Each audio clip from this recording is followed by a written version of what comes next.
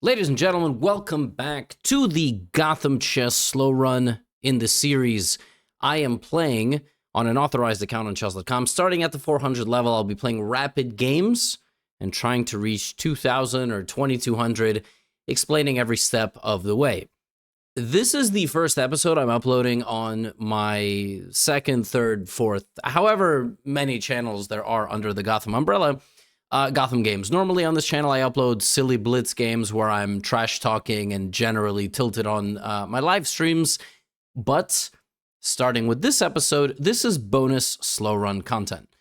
And if you're enjoying yourself, or this is the first thing that you've watched, the main slow run is on the main channel, Gotham Chess.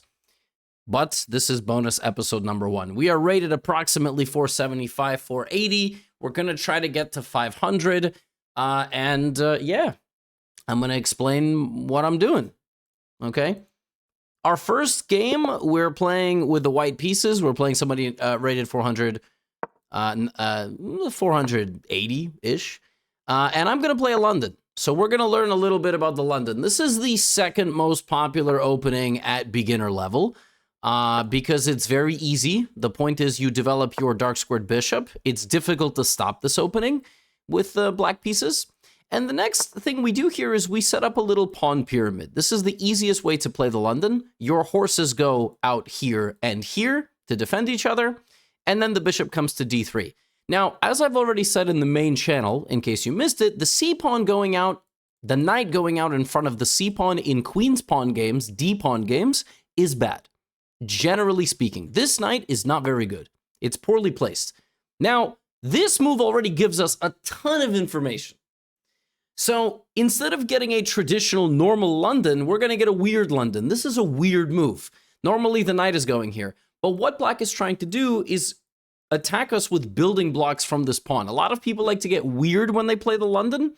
The best move is obviously to just develop a knight and fight against the pawn push to e5.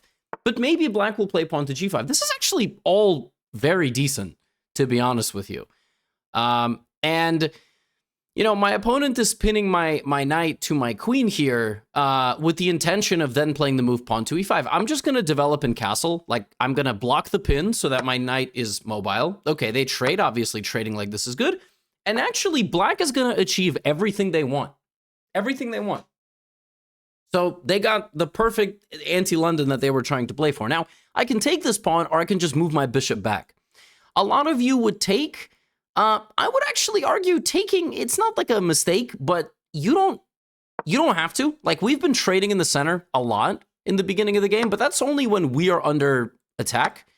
And with this trade that just happened, I'm actually quite happy because what ultimately ends up happening here is these bishops are quite strong. They're pointing at pawns. And then, you know, I actually was expecting this move. And I'm going to castle. I've already said throughout the slow run on the main channel that giving a check here is a bad move if it can be blocked with a pawn, and this is no exception. This just simply helped me. And now I have many choices.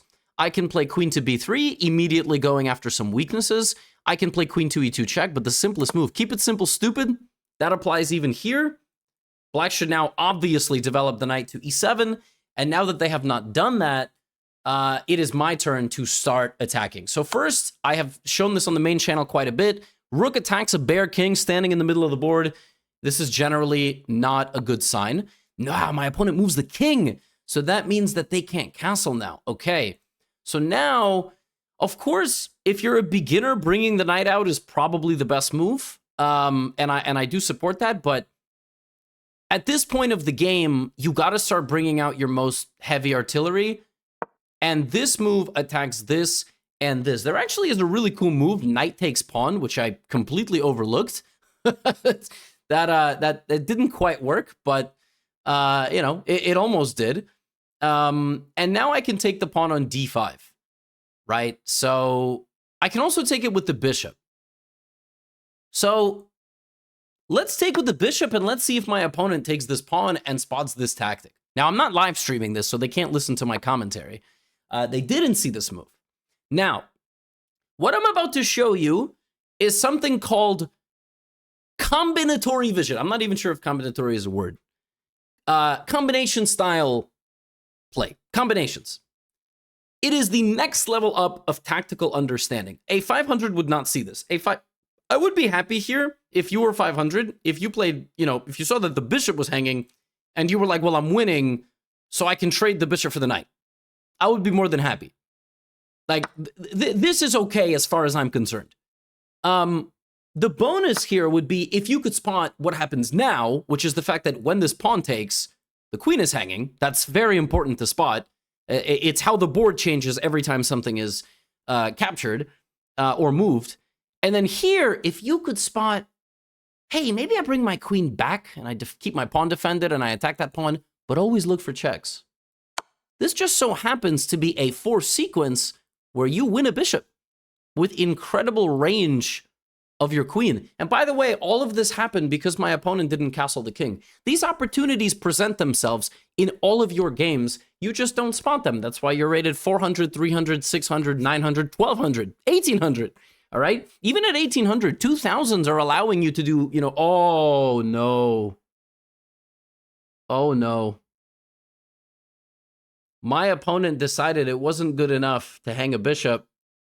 Our London bishop is now going to take the queen. And unfortunately, they might even resign. Oh, they're not resigning. This looks like a good move because it attacks the king and the rook. Not quite, because the king would come up. Let's just keep it simple, stupid. Rook b2 would be good vision. Okay, rook comes to b5, attacking our queen. We can take a free pawn. We can also go zip in and attack the king. I think most people would probably take the pawn. I don't, spotting that is not so simple. And now I will show you how to convert this position. This position should take you no more than 10-ish moves. If you're a total beginner, it can take you a long time because what you would end up doing here is you would check, the king would come up, you would win the rook, you would slowly win all the pawns, you would try to promote another pawn. What's funny is that all of that is totally fine, but you're actually winning in 2 moves. When you have a rook and a queen, and it's just a bare king, find the way they intersect. Find the way you can connect them. It would be really lovely to bring the rook here and win the game, but this is just checkmate. The king goes here, this is checkmate on the very next move. So you can end games like this in 2 moves, 10 moves, 50 moves, but the longer the game goes on, the higher chance you have of losing on time, blundering a stalemate, blundering your queen, blundering a checkmate, not converting, right? My opponent's thinking here. A lot of people get a little bit tilted toward the end of these games. And I don't, again, it might be from the fact that like, oh my God, I'm playing somebody who's 400 and they're playing so well. And I get it. That is definitely one of the things about the slow run, which I'm not like a huge fan of. But I do think this is instructive, and I don't think it's particularly easy to, otherwise play genuine 400, 500, 600 rated players. Okay. So let's analyze, all right? The London system. I didn't have a chance to play a real London. What I mean by that is a London that looks normal. Because as I've been saying on the main channel, openings are split into regular openings that look normal and how to play those positions, and then weird positions. This is a fantastic anti-London. This is an anti-London setup. It's a weird setup designed to throw off the London player. I actually have this on my main channel in a video, probably again, called like how to beat the London, a crazy system against the London. It's not called something clickbaity, I promise. But the point is to play pawn to e5. Now, traditionally, you put the knight here. And hopefully we do get a London, a regular looking London. And in the London, it really all comes down to these 2 central squares, e4 and e5. Planting a dominant knight in the center of the board and then launching an attack. And then, a good London looks like this. Pawn pyramid, you get your pyramid of pawns. You have your London bishop. This bishop hides between the pawns, staring at the opponent's king. And then you can decide which way you castle. You don't have to rush castling because actually you can start an attack against your opponent, especially if they have castled before you. These are the levels of the London that you add. The best way to play against the London with black is to attack with the c-pawn. Why? Because then the knight on c6 is a lot more powerful, since the queen can also join the party, pressuring the center and pressuring the pawn on b2. So the d and c pawns in the London go together because it's a queen's pawn game. And when you play the pawn to f6 and the knight to c6, you lose a lot of that mobility. You don't have the c pawn, you don't have the queen is stuck, and e5 is the only idea that you have. Now, my opponent played very well. You know, I just responded logically. Again, just because I'm playing certain moves don't mean that they are the only moves you can play. I just developed some pieces. And here was maybe an instructive moment. I think a lot of you would be tempted to take because you would see the queen and the bishop together. That's okay. Taking is okay. It has pros and cons. The pros are that your pieces are more open. The con is you allow the opponent to develop very naturally and have a very strong center. You don't have to take. In certain openings, like the England Gambit, you don't have to take, but it's a free pawn. I mean, it's not a good opening. It's a gambit. In the Scandinavian defense, I say, you know, you should take because the queen comes out. There's almost always like some drawback, right? Whereas in the Caro Khan, sorry, you don't have to take. It's not the best move. The best move is to, you know, push in the center. In the French defense, you don't have to take. Nobody said you have to take. In some openings, like the one you saw here, is the same thing. I didn't have to take the pawn. My pawn is very well protected. And actually, for black, it's a mistake to take my pawn, I would argue. I mean, I would argue, like, the computer likes it, but here I would try to commit to something else. It's not really easy to see what, but I would really love to keep these pawns in the center.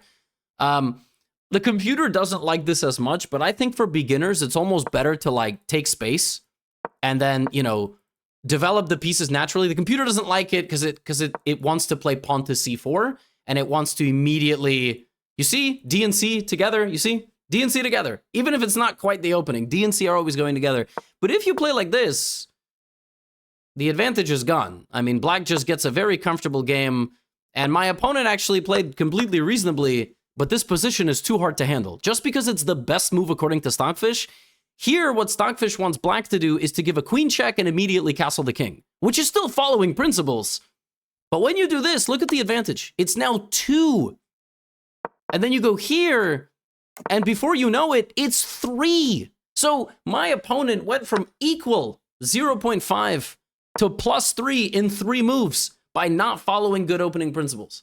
And so I gave a check, and this was the last moment. You gotta bring the knight. You gotta bring the knight here. Once your king is on f8, you know, I get very easy play. Very, very easy play. Now here I thought I had blundered something funny. I thought I blundered knight takes d4 with the idea that if I take, I lose my rook. Now the funny thing about this is that even if you blunder this, white's position is still better. Why? Because 2 things determine who is better in chess: material and king safety. And I'm sorry, but this king is terrible. And I have all my pieces out. So even this position is better for white because I have more development, a much safer king, and major targets. Black's position is constantly under attack here. You can get a losing position very quickly. You try to defend the pawn on b7 with your rook, you're losing significantly. You know? I thought I blundered this, but I have a nice counter, which is queen a3 check. Always look for checks. And the other mini lesson here is that, look, when you have a better position, which here we know we have a better position because of the weak king. Material is equal. I don't think you can evaluate this as +4.5. I don't think a beginner or intermediate can ever say this is +4, but you should know you have a better position. King is weak. So if you play like knight d2, that's fine. But this is a free pawn. And since we have such a strong position, I would not suggest trading queens. The person who has the weaker king and the worst position would love to trade some pieces. They would love to, because then we can't attack them with so much stuff. That's why I went here. Now, in this position, I said combinatory vision. Level 1 of chess tactics is, do you see this? Can you take this? No, it's defended. Okay, great. Let's move the queen. Level 2 is you get this position in a puzzle on chess.com, and then you have to find queen a3 check and win the bishop. You have to find the fork. That's a little mini combination. The next level up from that is, do you spot bishop takes knight and then this? The setup, the 1-2 punch. And the next level is, does black see that coming against them? The highest level of chess tactics is, do you see as the opponent, the person who is going to receive the tactic, that this is an idea? That is what makes tactics in chess. Like the fact that you're like, oh, white is threatening to take, check, and win my bishop. That is why you struggle in chess, because that's the hardest thing to see. It's all patterns. I'm not some genius sitting here in front of you, you know? It's just all patterns. It's all pattern recognition. Now, we won this game because, well, we are, you know, we're doing the slow run, so we got to win, right? I got to be able to beat 400s, but we really won this game because, again, we developed pieces in the opening, and our opponent played it weird. I just brought the bishop. I didn't help them develop. I didn't trade pieces to help them get their pieces out. And then they gave me this flawed check, which gained me time. I castled, and then they kept their king in the center, and that was what cost them the game. After about 10 moves of the opening, I immediately started developing my pieces and putting pressure, and I won. And I played in a very coordinated way. Almost all my pieces got one turn. So this piece got a turn, a second turn to take back, a second turn to get out of the way, one turn, castle, one turn, one turn. Now I started, you know, converting the position, and before you knew it, my opponent, you know, blundered their queen, and then that's what happens. Okay, I'm playing a 500 now. So we have graduated, but I am not yet 500. So e4. I'm going to play the Caro now. I haven't played this yet. This is the first time that I'm playing this opening. The Caro is a simple building block opening only against the king's pawn. You cannot play the Caro against the queen's pawn. That's not what it's called. And now we go pawn to d5. So we attack this pawn and support it with a pawn. Had we just done it immediately, it would have been the Scandinavian defense. My opponent plays pawn to f3. Now, this is either good opening knowledge or it is luck, but this is called the fantasy variation. The fantasy variation is a fantasy that white has, that you're going to take the pawn, allowing them to build up a very strong center. We actually just had a very similar concept. The game that we just played, we had a very similar concept. Now, I'm not going to play into this fantasy. There are a few ways to fight back against this opening. Personally, I like to play pawn to g6. Okay? Wow. h4 just fired off immediately with the intention to play pawn to h5. Well, my idea was to put the bishop on g7. My opponent also has invited me to a chat, which is extremely fascinating. I'm just going to stop that. I'm not going to let them play pawn to h4. Pawn 2.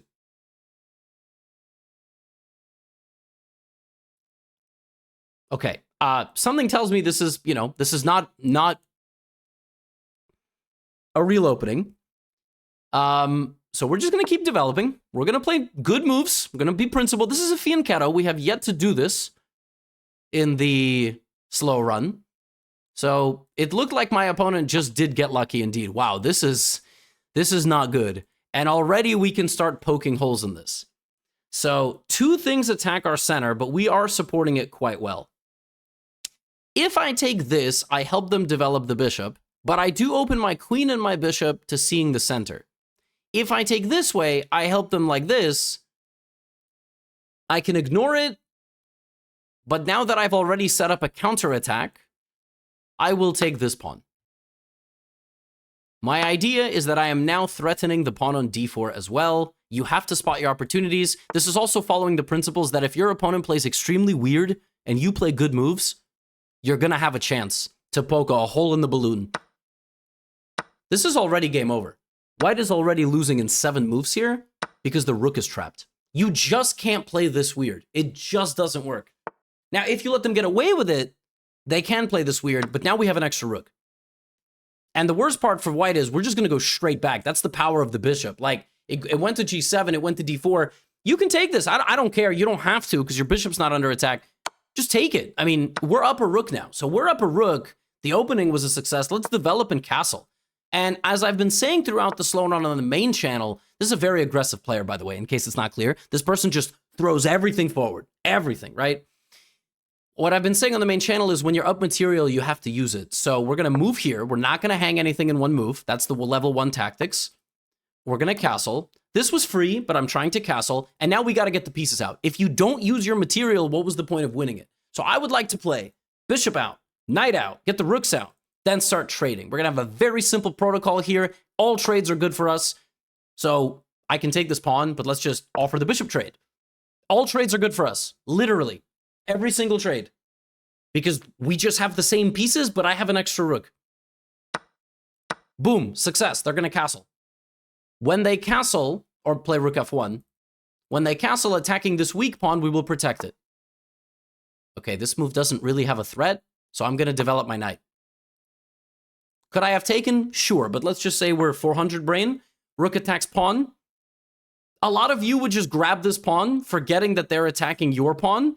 If you do that, you're inviting some trouble against yourself. This is clearly a very aggressive player, and you could end up in a little bit of trouble. So stop what they want.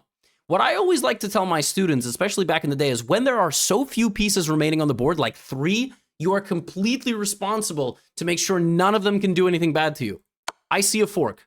I also saw a free pawn, but I'm following the protocol of trading. We're removing the pieces from white's position. Now, this is hanging. How do you defend that? You got to spot the backwards knight move. Let's go here. We don't spot the backwards knight move. Now, they're threatening this fork. That is very easy to blunder. Very, very easy. So what we're going to do is we're going to push this pawn, protecting our knight.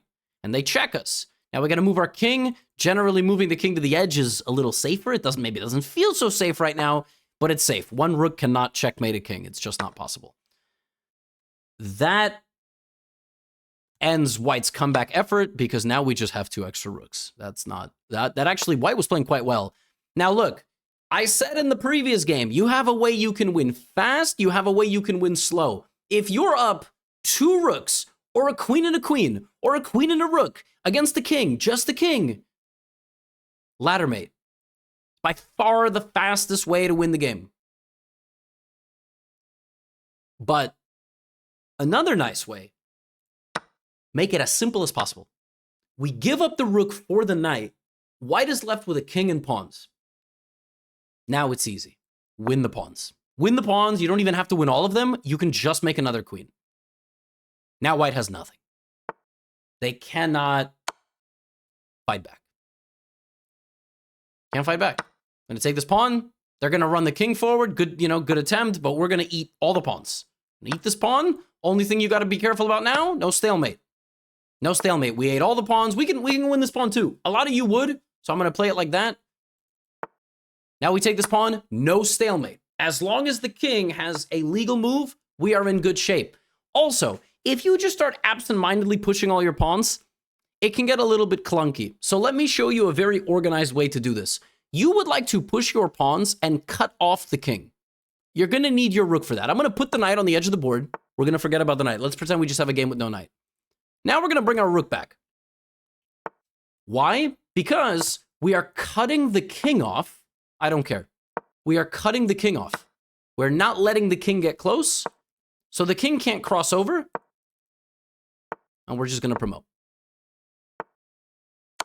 And now the easiest way to win this is, you can start giving a million checks to get a rook and a queen ladder mate. I like doing it backwards. The king wants to run this way. Nope. Now he can't. Now we alternate, and now we win. Now, okay, there's a lot to unpack there.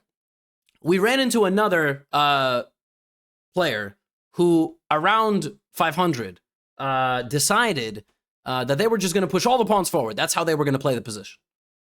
They were just going to rush all the pawns. I said in the beginning of the game, my opponent played the fantasy Caro Kann. Like, the fantasy Caro Kann is a poisonous Caro Kann weapon. I don't think it was the fantasy. I think they were just defending their center pawn with a pawn. I don't think they knew, and this is the danger of knowing too much in chess. The fantasy variation of the Caro Kann is a very well-studied opening, the idea of which is to put 2 knights in the center of the board. Hey, remember the game that we literally just played where I had the white pieces, I played a London, and my opponent tried to put the f-pawn into the center? Isn't that interesting? That it was almost the same thing? It's a little hard to understand, but the ideas can be the same if the colors are different. Black in that game tried to push in the center with the support of the f-pawn. In the fantasy variation, which is the game that we just played, my opponent pushed in the center with the support of the f-pawn. It's very interesting, you know? So I went here. There are a lot of options. I like to keep my pawn in the center. You'll notice I did that in the previous game too. In the previous game, I actually kept my pawn in the center. I wanted to be the one to get taken. Some of you might be wondering, Levy, why can't you develop your knights? Well, I can't develop my knight here, like you have been learning in the speed run, slow run, because the pawn's in the way. And I don't want to develop my knight here because it can very easily be attacked. This is now adding a layer. So if you're watching this bonus episode, there's probably not that many of you, but if you are watching this bonus episode, there are going to be a couple of games that are played where we put knights in the center very early. That is because the pawns cannot be attacked. The knights cannot be attacked by a pawn. Knights being attacked by a pawn is very annoying. Because then your knight has to start moving around. You really run the risk of getting your knight trapped somehow, you know? And then just kicked around a million times. We're not going to do all that, right? We're going to play in a way where our knights are not getting kicked around. Now, I went g6 with the idea of playing bishop g7 and delaying the movement of my knight. I was going to move it later once I went like this. But because white played so aggressively, they're already losing on the 6th move of the game. Which is quite interesting. It's quite interesting, you know? Because we target the center. And you can't play in a way where your knight and bishop just stay home. It's very rare you can move up 6 pawns in the beginning of the game like this and be okay. It's just not going to work. And there are ways to kind of poke holes in the position. And that's what we did. And right away, we got this. I would keep the B pawn at home. I would keep, you know, these pawns at home. Keep them at home. Develop the knight and the bishop, and then play in the middle, try to castle. It was an instructive game, I think. But the lesson here, as you're getting stronger, is be careful when the opponent's pawns can attack your knight in the middle of the board, in the center, in the beginning. It's completely okay. You'll just have to move again, but you will feel a little bit uncomfortable. But yeah, my opponent just played a little bit too weird, and in came queen takes d4. Could have taken with the bishop as well. We won this one, so that's 10-0 now. And I will play one more game, and I will get us into the 500s comfortably. Let's see if we have white or black. We have the white pieces. I'll play another London. Play a couple of Londons. Played a little bit of an e4 before. Okay, this is going to be a slightly different London. d4, e6. I hope it doesn't get weird right away. This would be a way to make it weird. Okay, we do see another knight in front of a c-pawn, by the way. We're going for our knight and our pyramid. Going for the pyramid. Okay. Nothing special. Black is trying to develop the bishop. Kind of like we did, fianchetto. Okay. As we know, this is already weird. We've never seen this before. Let's just play our opening. Let's get our bishop out and our knight. See, when I see a move like this, I am tempted to chase the knight away. But basically, when I see really weird stuff, I'm like, is there a threat? No. So I'm just gonna keep, like, moving my pieces out, you know? I could have went bishop here attacking the rook. Similar, by the way, to the last game. See how there's patterns? Open diagonal like this. But I'm playing good chess. That's what I'm trying to do. And on the main channel, we had a game where the position was very closed in the opening. Both sides had 8 pawns. This is one of those positions as well. And in a position where there are so many pawns on the board, like here, it's going to be a very nice idea to open the position with a pawn trade. That doesn't work. I have 1, 2, 3 defenders of that square. So this simply fails. Now I have a feeling my opponent here was going for queen on the bishop. I don't know. Maybe they just miscounted. Now, this doesn't work because I can take the pawn defending the bishop. I can play knight takes pawn, which defends the bishop. Maybe this was their idea, or they simply miscounted. And as you see, when you violate principles, you play a bunch of strange pawn moves, you move a knight to the outskirts. This does absolutely nothing.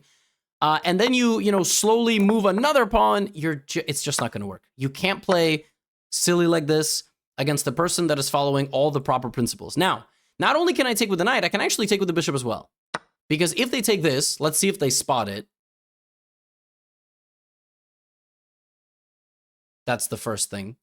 Was this the idea, or did they just make a mistake? The queen is defending the knight. Okay, so they spotted it, but now the knight has no defense. So you see, I actually got a little lucky. I can take with either. Even if I didn't see any of that, I can take. Okay, this is a very strange position. So rook goes here. Obviously, there's no threat. This queen is standing around, but it's not threatening anything. So what do you do here? Like, what even comes to mind? I see a check. That's the first thing that I see. That attacks the king and the knight. That actually looks like a very good move. But the knight could go back. Now, does that mean that queen a4 check by itself, even though it doesn't win the knight, is a bad move? Not necessarily. That would require analysis and evaluation, which is a 500 I don't have right now. I can play knight to e5, attacking the queen. I can move my knight, offering a queen trade. I see a king in the middle. An advanced player here would try to open the center. Wouldn't it be great if this pawn wasn't here? Let's go queen a4 check. Now, hopefully my opponent spots they can bring the knight back to defend the king. Okay, they did spot that. Very good. Okay, I know that when there's a king in the middle, I should probably try to open the position, right? Like, that's what... Okay. I can also bring my rooks to the middle. I want to move this knight, but it's guarding that knight. So maybe Oh! I got it. I go here. Now, I'm setting up nastiness against the queen, and I can move this knight. There was a better move. We will talk about it. Queen goes back. Okay, what's the idea? The idea is to attack the bishop. Okay, do I have any checks? I can take the knight. It's obviously terrible. I should move the bishop. Where do I move it? Let's move it out of the position. It's still keeping an eye, just from a distance. Now, if my opponent goes here, it means they really are not counting very well, because I have a bishop and a knight. Okay, b6.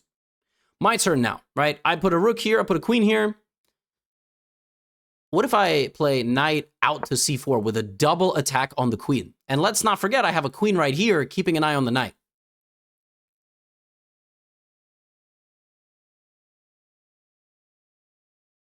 So the queen has to... Okay, it's protecting the knight. Very good. Now, this piece is pinned. I am pinning the piece. I have an absolutely beautiful combination here that, nobody at this level would spot. So I see a piece that's pinned, and I would like... And I will show you this after, just for the beauty. Let's keep going. Let's move forward into the position. So this piece is pinned to the king. I am now threatening it. My opponent could just play bishop to b7, and everything would be okay, defending the knight. Do they see that move? Wow, they play b5. That's not a bad move. My queen could go, ooh. How about there? Attacking the rook. That looks very nasty. That's a very nasty move.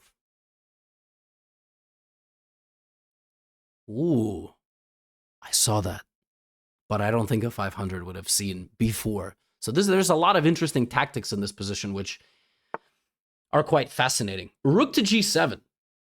Okay. Now, I have been talking about combinatory vision, so I have to show this combination. I have to. There are a lot of good moves in this position. Bishop f6 is actually a very nice move. It actually traps the rook. But this is checkmate. The only problem with this move is the knight is covering that square. So why don't we take it? And this is checkmate. because our queen covers the king's escape, and the bishop covers the king's escape, and rook d8. Why did we win this game? And why have we won so many games? Our opponents violate principles, don't finish their development, and leave their kings in the center for just too long. And if you know how to exploit that stuff, you will win. Now, we played a pretty normal London. If you notice, I played 8 moves, I developed literally every single piece, and I castled my king, and I'm ready for the battle now. It means you should have trust and faith in yourself that your pieces are not just going to randomly go completely haywire and you're just going to lose. So we are now 11-0. Let me just fix this record before, I forget. And my opponent tried to open up the position, which does not benefit you if your king is in the middle. It just doesn't. You have to get your king out of the way if you want to open the center. Please listen to me here and listen to me on the main channel. I went here. They took my bishop. And this is the hardest stuff to spot, right? Enemy moves. Drawing arrows of where your opponent's pieces can go. I went here, we had this trade, and as I turned on the evaluation, queen to a4 is the best move. In chess, there is an interesting thought process that goes on to decide whether a move is good or not. You have a lot of good moves here. Knight e5 is a good move. E4 is a good move. Rook e1 is a good move. Even moving the knight is a good move. Everything is a good move, as long as it's not making a mistake. In chess, you go queen a4, fork. Oh, no, the knight can block. Oh, that's a bad move. No. That's the wrong thought process. The correct thought process is queen a4 still improving my position? The answer is yes. You get your most powerful piece into the game, and then you can put your rooks behind your E and D files. This is where the rooks belong. They belong in the center. And then you attack. That's what I did. Had you moved your knight, you would have had to trade the queens. But by putting the rook there, you don't have to trade the queens anymore. You were threatening some very nasty stuff. Now here there was another really nice move, which was actually just this immediately. It's a very nasty move. Hitting the rook, which has no safety at all. It's just lost. It can't be defended. If you block, I take. If rook d1, queen d6, I had to notice that my bishop was hanging, so I moved it. And then here, I saw that my, obviously, rook would attack the queen, but I also played this move. This is just an improving move. And now is the big moment. Here, there was some really beautiful stuff. First of all, the move rook to d8 is possible. It doesn't look like it's possible because the knight is there, but it's pinned. So I could have played rook d8, king f7, and I could have even sacrificed my queen for the knight to then put the knight on e5 and win back the material. Win back the free queen. I had all these amazing little tactical ideas like rook d8, this, but why am I winning so much? Why is it +6, but I only have a 1-point advantage? I have too many pieces in the attack. I'm attacking black with 1, 2, 3, 4, 5 pieces. Black still has all these pieces on the last rank of the board. And that's what makes all these tactical ideas possible. And so I just very methodically put more pressure. I created threats, and here a very nice idea is to take. A lot of you would have played bishop f6, hopefully. You should smell blood. A lot of you would have played rook to d5. Hopefully, you should smell blood. All these moves are good. All these moves are good, but this is nasty because the idea is rook to d8. If you miss rook d8, you would play a move like knight to e5. And then maybe they play queen e6, and now you have to still spot rook d8, but maybe you play queen b5 check, and you keep attacking. What you do not ever want to do, watch what happens to the evaluation. It's mate in 1, but let's just say the alternative is +5. Watch this. Queen takes, bishop takes. It's only plus 1.92. 1.7. Because you traded your most powerful attacker. When you are attacking, you want to not trade your most powerful attacking piece. That's, So, hopefully that was instructive. We have crossed 500. We played a couple of Londons. Both of our Londons were a bit weird. And hopefully the concepts are all adding up. That's all I have for you today. If you enjoy the content, check out the other episodes that are hopefully out. Not on this channel yet. This is the first one. On the main channel, check out Chesley. And get out of here.